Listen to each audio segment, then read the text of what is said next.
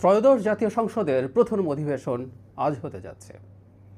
দীর্ঘ একটা সময় পর বাংলাদেশ আবার গণতান্ত্রিক পথে এগিয়ে যেতে শুরু করেছে গত নির্বাচনের পর থেকে, এবং সংসদের প্রথম অধিবেশনের মাধ্যমে আমরা যে সংসদীয় গণতন্ত্রের কথা বলি সেটার চর্চা আবার শুরু হতে যাচ্ছে। নানা রকম সমস্যা, সংকট, সম্ভাবনা আছে, কোনো সন্দেহ নেই, কিন্তু আমরা আশা করব বাংলাদেশের এই গণতান্ত্রিক অগ্রযাত্রা চলতে থাকবে।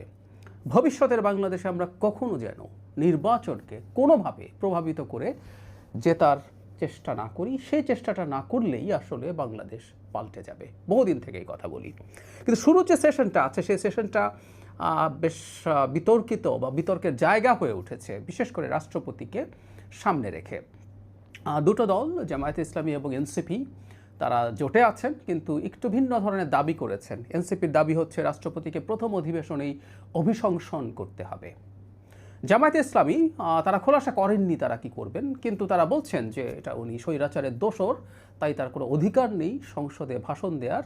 বিএনপি কেন এটা করেছে আর তারা তো সেটা জানেন না। আমরা দেখলাম গতকালই সংসদীয় যে দল আছে তার বৈঠকের পর জনাব আবদুল্লাহ মোহাম্মদ তাহের, জামাতের নায়েবে আমির, এই কথাগুলো বলছেন, এবং তাদের একটা প্ল্যান আছে আজকের যে সংসদ অধিবেশন আছে সেটা নিয়ে, সেটা কি হতে পারে।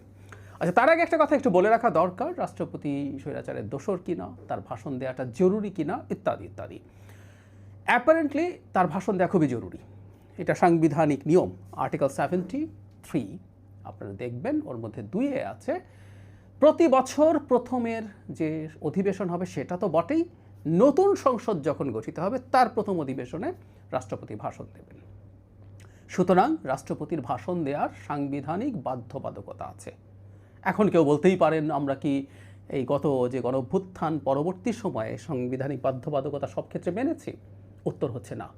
কিন্তু একই সাথে এটাও সত্য, আমরা সংবিধান ছুঁড়ে ফেলে টেলে দেইনি। আমাদের সংবিধানটা ছিল এবং এই সংবিধানটা ছুঁড়ে ফেলে দিতে হবে, ছুঁড়ে ফেলে দেওয়ার চেষ্টা হবে, সেটা হয়েছে।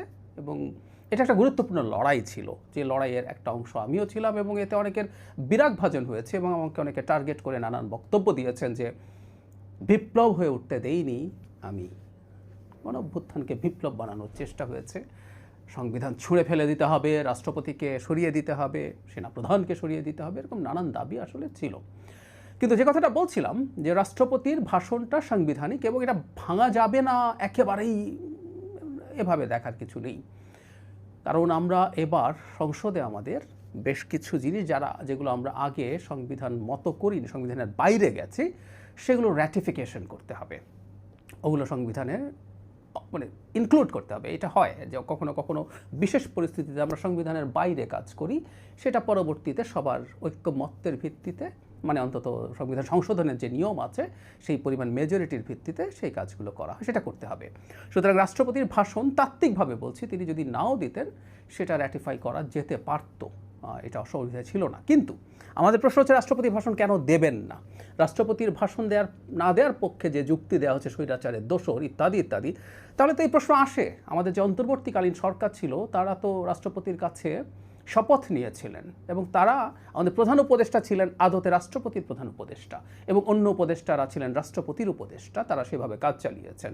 সুতরাং তখন যেটা করলেন, এবং বিশেষ করে খুব ইন্টারেস্টিংলি 2 জন ক্যাবিনেট মিনিস্টার, তখন 3 জন আছেন মানে উপদেষ্টা হিসেবে তারা ছিলেন, 2 জন ইনস্ট্যান্টলি শপথ নিয়েছিলেন, জনাব আসিফ মোহাম্মদ সজীব ভুঁইয়া এবং জনাব নাহিদ ইসলাম। এদের মধ্যে 2 জনই এখন এনসিপিতে আছেন। সো রাষ্ট্রপতির হাতে শপথ নেওয়া 2 জন মানুষ এখন এনসিপিতে আছেন, তারা এখন তাকে আবার অভিশংসনের কথা বলছেন। ইন্টারেস্টিং, কারণ কোনো সন্দেহ নেই জনাব শাহাবুদ্দিন আমাদের রাষ্ট্রপতি, তিনি আওয়ামী লীগের নিযুক্ত রাষ্ট্রপতি এবং আওয়ামী লীগের সাথে তিনি অ্যালাইন ছিলেন, এতেও কোনো সন্দেহের কিছু নেই। সো রাষ্ট্রপতিকে রেখে যখন আমরা এতদিন পর্যন্ত আমাদের এই সাংবিধানিক ধারাটা বজায় রেখেছি, এটা নিয়ে কেউ ডিবেট করতে পারেন, কিন্তু আমরা অনেকেই মনে করেছি এটাই সঠিক পথ। এই যে সাংবিধানিক ধারাটা ভঙ্গ করে সকল বিপ্লব হিসাবে আমাদের গণ অভ্যুত্থানকে ঘোষণা করে একটা অ্যানার্কি তৈরির পরিকল্পনা অনেকের ছিল, যার মাধ্যমে খুব লম্বা সময় ক্ষমতায় থেকে যাব, এই খোয়াব অনেকে দেখেছিলেন। সো রাষ্ট্রপতি আসলে আমাদের সুপ্রিম অথরিটি হিসেবে থেকে গিয়েছিলেন সাংবিধানিকভাবে। সেই রাষ্ট্রপতি এখন ভাষণ দেওয়াতে কোনো রকম কোনো সমস্যা আছে বলে আমি ব্যক্তিগতভাবে মনে করি না। সুতরাং তিনি ভাষণ দিতেই পারেন, সেটা দেওয়াতেও কিছু নেই। এবং আমি বরং রাষ্ট্রপতিকে একটা জায়গায় আমি প্রশংসাও করতে চাই, খুবই গুরুত্বপূর্ণ এটা, যখন তার বিরুদ্ধে প্রচণ্ড টাফ চাপ তৈরি করা হচ্ছিল তাকে সরিয়ে দেওয়ার জন্য, রাষ্ট্রপতি কিছুদিন আগে একটা ইন্টারভিউতে জানিয়েছেন সেই সময় সেনাবাহিনী এবং বিএনপি তাকে সমর্থন করেছে এবং বিএনপি প্রকাশ্যেই তাদের সমর্থন জানিয়েছিল। এবং আমি এটাও মনে করি তিনি চাপের মুখে সরে যেতেও পারতেন। যদি সেটা হতো, আমাদের দেশের গণতান্ত্রিক যে রূপান্তর হলো, আমরা যে আবার গণতন্ত্রের পথে ফিরে আসলাম, সেটা ভীষণ জটিলতার মধ্যে পড়ে যেত। আমরা একটা অ্যানার্কির মধ্যে ঢুকে যেতাম, অ্যান্ড হু নোজ আমাদের একটা গৃহযুদ্ধের মতো পরিস্থিতি তৈরি হতেও পারত। সে সময় তিনি শক্ত সাহসী ভূমিকা রেখেছেন, এই ধন্যবাদটাও তাকে দিতে হবে। অবশ্যই তাদের এটা ভাল লাগবে না যারা তাকে সরিয়ে দিয়ে একটা অ্যানার্কি কায়েম করতে চেয়েছিলেন। যাই হোক, আমি জানি না, জামায়াত ইসলামী বলেছে যে তাদের পরিকল্পনা আছে। ধারণা করা যেতে পারে রাষ্ট্রপতির ভাষণের সময় জামায়াত ইসলামী ওয়াক আউট করতে পারে। এনসিপিও যেহেতু তারা অভিশংসনী চায়, তারাও প্রেজেন্ট নাও থাকতে পারে। সো একেবারেই প্রথম অধিবেশনে এই ধরনের একটা ওয়াক আউট দেখার সম্ভাবনা আছে। আমরা আশা করব তারা এটা করবেন না।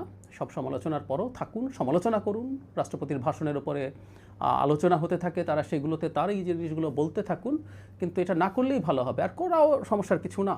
আমরা গণতান্ত্রিক ব্যবস্থায় এগুলো অংশ, সংসদীয় গণতন্ত্রের মধ্যে এগুলো পার্ট, এগুলোর মধ্য দিয়েই সংসদীয় গণতন্ত্র এগিয়ে যায়। যাই হোক, আমরা আশা করব আমরা খুবই ভাইব্রেন্ট একটা পার্লামেন্ট দেখব। আমরা সেই আশা প্রকাশ করতেই পারি। সংসদকে কেন্দ্র করে, সংসদের মধ্যে সংসদ হয়ে উঠুক। আরেকদিন এটা নিয়ে বিস্তারিত কথা বলবো। সংসদ মানে এলাকার এটা সেটা লাগবে সেটা বলা না, আইন প্রণয়ন এবং রাষ্ট্রীয় নীতি, রাষ্ট্রীয় সমস্যা, সেগুলোর আলোচনার কেন্দ্রবিন্দু হয়ে উঠুক পার্লামেন্ট। বাইরেও থাকবে, কিন্তু এই জায়গাটার কেন্দ্রবিন্দু হয়ে উঠুক। সেই ধরনের পটেনশিয়াল এমপিজ আছেন দুই পক্ষেই। এবার আমরা সেই রকম